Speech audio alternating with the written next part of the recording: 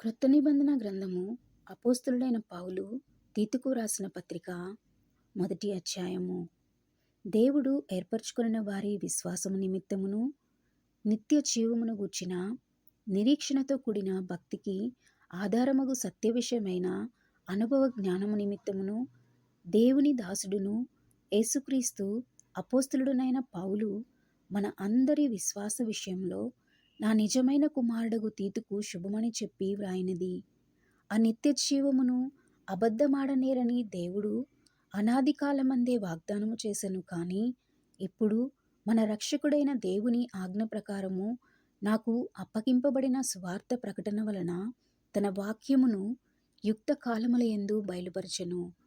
తండ్రి అయిన దేవుని నుండి మన రక్షకుడైన క్రీస్తు యేసు నుండి కృపయు కనికరమును సమాధానమును నీకు కలుగునుగాక. నేను నీకు ఆజ్ఞాపించిన ప్రకారము నీవు లోపముగా ఉన్న వాటిని దిద్ది ప్రతి పట్టణములోనూ పెద్దలను నియమించు నిమిత్తమే నేను క్రేతులో నిన్ను విడిచివచ్చి తిని. ఎవడైనను నిందారహితుడును ఏకపత్ని పురుషుడును దుర్వ్యాపార విషయము నేరము మోపబడని వారై అవిధేయులు కాక విశ్వాసులైన పిల్లలు కలవాడునై ఉన్న ఎడల అట్టివానిని పెద్దగా నియమింపవచ్చును.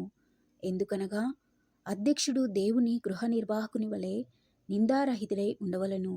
అతడు స్వేచ్ఛాపరుడును ముక్కోపియు మద్యపానియు కొట్టువాడును దుర్లాభము అపేక్షించువాడును కాక అతిథి ప్రియుడును సజ్జన ప్రియుడును స్వస్థబుద్ధి కలవాడును నీతిమంతుడును పవిత్రుడును ఆశానిగ్రహము కలవాడునై ఉండి తాను హితబోధ విషయమై జనులను హెచ్చరించుటకును ఎదురాడు వారి మాట ఖండించుటకును శక్తి కలవాడగునట్లు ఉపదేశమును అనుసరించి నమ్మదగిన బోధను గట్టిగా చేపట్టుకొనువాడనై ఉండవలెను. అనేకులు విశేషంగా సున్నతి సంబంధులను అవిధేయులను వదరుబోతులను మోసపుచ్చువారునై ఉన్నారు. వారి నోళ్ళు మూయింపవలెను. అట్టివారు ఉపదేశింపకూడని వాటిని దుర్లాభము కొరకు ఉపదేశించుచు కుటుంబములనే పాడు చేయుచున్నారు. వారిలో ఒకడు అనగా వారి సొంత ప్రవక్తలలో ఒకడు ఇట్లనెను, క్రేతీయులు ఎల్లప్పుడూ అబద్ధికులను దుష్టమృగములను సోమరులకు తిండిపోతులనై ఉన్నారు. ఈ సాక్ష్యము నిజమే. ఈ హేతువు చేత వారు యూదుల కల్పనా కథలను సత్యము నుండి తొలగిపోవునట్టి మనుష్యుల కట్టడలను లక్ష్యపెట్టక విశ్వాస విషయమున స్వస్థులగు నిమిత్తము వారిని కఠినంగా గద్దింపుము. పవిత్రులకు అన్నీయు పవిత్రములే, కానీ అపవిత్రులకును అవిశ్వాసులకును ఏదియు పవిత్రమైనది కాదు. వారి మనస్సును వారి మనస్సాక్షియు అపవిత్రపరచబడి ఉన్నవి. దేవుని ఎరుగుదుమని వారు చెప్పుకొందురు, కానీ అసహ్యులను అవిధేయులను ప్రతి సత్కార్యము విషయము భ్రష్టులనై ఉండి తమ క్రియల వలన ఆయనను ఎరుగుమన్నట్టు ఉన్నారు. అపోస్తలుడైన పౌలు తీతుకు రాసిన పత్రిక 2వ అధ్యాయము. నీవు హితబోధకు అనుకూలమైన సంగతులను బోధించుము. ఎలాగనగా వృద్ధులు మితానుభవము కలవారును మాన్యులను స్వస్థబుద్ధి కలవారును విశ్వాస ప్రేమ సహనములయందు లోపము లేనివారునై ఉండవలననియు, అలాగుననే వృద్ధ స్త్రీలు కొండెకత్తులను మిగుల మద్యపానాశక్తులనై ఉండక ప్రవర్తన యందు భయభక్తులు కలవారై ఉండవలననియు, దేవుని వాక్యము దూషింపబడకుండునట్లు యవ్వన స్త్రీలు తమ భర్తలకు లోబడియుండి తమ భర్తలను శిశువులను ప్రేమించువారును స్వస్థబుద్ధి కలవారును పవిత్రులను ఇంట ఉండి పనిచేసుకుని వారును మంచివారనై ఉండవలనని బుద్ధి చెప్పుచు మంచి ఉపదేశము చేయువారనై ఉండవలననియు బోధించుము. అటువలనే స్వస్థబుద్ధి కలవారై ఉండవలనని యవన పురుషులను హెచ్చరించుము. పరపక్షం మందు ఉండువాడు మనలను గూర్చి చెడు మాట ఏదియూ చెప్పనేరక సిగ్గుపడినట్లు అన్నిటి యందు నిన్ను నీవే సత్కార్యముల విషయమై మాదిరిగా కనపరుచుకునుము.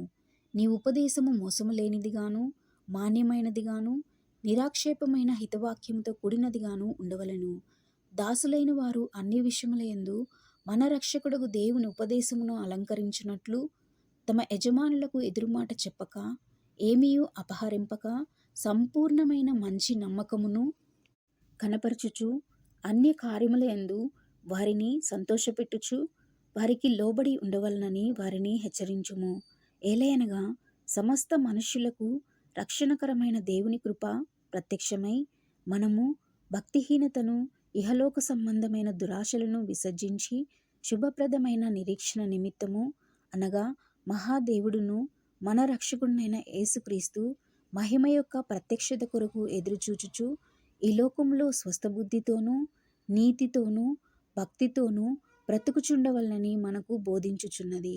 ఆయన సమస్తమైన దుర్నీతి నుండి మనలను విమోచించి సత్క్రియల యందు ఆసక్తి కల ప్రజలను తన కోసరము పవిత్రపరచుకొని తన సొత్తుగా చేసుకొనుటకు తన్ను తానే మన కొరకు అర్పించుకొనెను.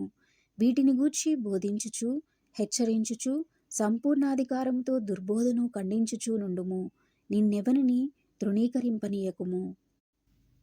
అపోస్తలుడైన పౌలు తీతుకు రాసిన పత్రిక 3వ అధ్యాయము. అధిపతులకును అధికారులకును లోబడి విధేయులుగా ఉండవలననియు ప్రతి సత్కార్యము చేయుటకు సిద్ధపడి ఉండవలననియు మనుష్యులు అందరి ఎడల సంపూర్ణమైన సాత్వికమును కనబరచుచు ఎవనిని దూషింపక జగడము ఆడని వారును శాంతులనై ఉండవలననియు వారికి జ్ఞాపకం చేయము.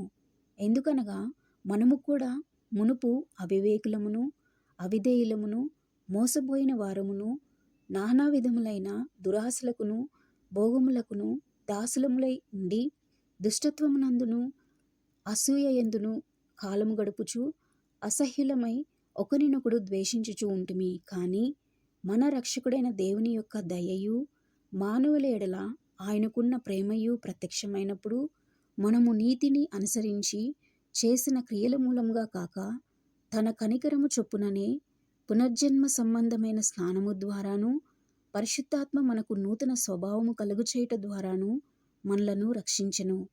మనం ఆయన కృప వలన నీతిమంతులమని తీర్చబడి నిత్య జీవమును గూర్చిన నిరీక్షణను బట్టి దానికి వారసులము అగుటకై ఆ పరిశుద్ధాత్మను మన రక్షకుడైన యేసుక్రీస్తు ద్వారా ఆయన మన మీద సమృద్ధిగా కుమ్మరించెను.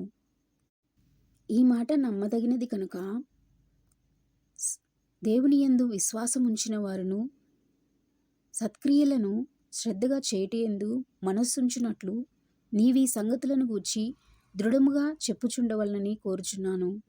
ఇవి మంచివియు మనుష్యులకు ప్రయోజనకరము అయినవియునై ఉన్నవి కాని అవివేక తర్కములను వంశావళులను కలహములను ధర్మశాస్త్రమును గూర్చిన వివాదములను నిష్ప్రయోజనమును వ్యర్థమునై ఉన్నవి కనుక వాటికి దూరంగా ఉండుము. మతభేదములు కలిగించు మనుష్యునికి 1-2 మారులు బుద్ధి చెప్పిన తర్వాత వానిని విసర్జించుము. అటివాడు మార్గము తప్పి తనకు తానే శిక్ష విధించుకొనిన వాడై పాపము చేయుచున్నాడని నీవెరుగుదువు. నికోపోలిలో శీతాకాలము గడపవలనని నేను నిర్ణయించుకున్నాను కనుక నేను అర్తెమానైనను తుకీకునైనను నీ యొద్దకు పంపినప్పుడు అక్కడికి నా యొద్దకు వచ్చుటకై ప్రయత్నము చేయము. ధర్మశాస్త్రవేది అయిన జేనాను అపొల్లోనును శీఘ్రముగా సాగనంపుము. వారికేమీ తక్కువ లేకుండా చూడుము. మనవారును నిష్ఫలులు కాకుండా నిమిత్తము అవసరమును బట్టి సమయోచితముగా సత్క్రియలను శ్రద్ధగా చేయుటకు నేర్చుకునవలెను. నా యొద్ద ఉన్న వారందరూ నీకు వందనములు చెప్పుచున్నారు.